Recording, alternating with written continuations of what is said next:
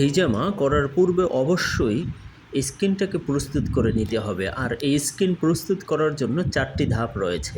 তার মধ্যে একটি ধাপ আমরা সংক্ষিপ্ত আকারে শেয়ার করার চেষ্টা করছি। যেমন আমরা কাঠের মেসেঞ্জার যে হ্যান্ড রোলার, এটার মাধ্যমে আমরা স্কিনটাকে তথা ব্লাড সার্কুলেশনটাকে ডেভেলপ করছি, স্কিনের টোনটাকে ফিরিয়ে আনছি। বর্তমানে এই যে মেসেজটি করা হচ্ছে, এটি হচ্ছে 6 বল ম্যাগনেট।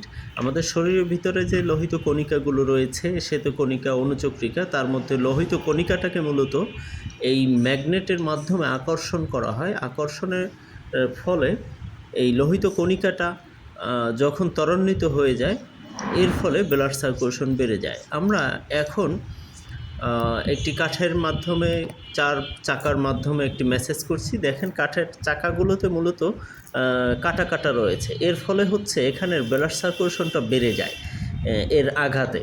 তো এর ফলে হচ্ছে যখন এখানে কাপিং করা হয় ভালো একটি রেজাল্ট পায়।